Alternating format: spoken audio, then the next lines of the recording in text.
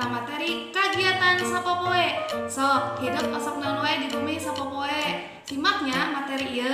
Dina kagiatan sapopoe, urang teh kedah ngamangfaatkeun waktos kanu hal-hal anu seueur kasayanana. Sapertos tepangkeun heula nami abdi jidan ieu raka abdi namina Divan. Kawit tabu 3 sonten tangtos kedah ka masjid heula. Kusabab bade ngalaksanakeun salat asar berjamaah di masjid. Terus ngalaksanakeun salat asar diteraskeun ameng sareng rerencangan. Biasana amangna teh sok di lapang, sok main poli dugi ka tabu 5. Tabu 5 abdi sok uih ka bumi.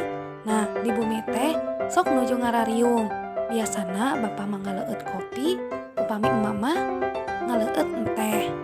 Salat maghrib langsung dilajengkeun kana mamungi sasarengan dugi ka tabu 7. Atos ngalaksanakeun salat isya berjamaah, abdi mah langsung lebet ka kamar supados bade ngapalkeun kanggo pelajaran enjing di sakola. Teras tabu 8, abdi mah sok langsung bobo supados gugahna teu kasiangan kanggo salat subuh. Bobo tabu 5, teras langsung ngalaksanakeun salat subuh. Saatos salat subuh, beberes kamarnya lira.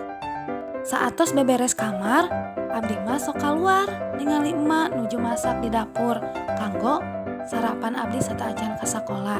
Teras abdi mah sok ngabantosan emak nyaeta nyebor pepelakan anu aya di payeunan bumi. Nah, kagiatan emak sapopoe sok calik di bumi.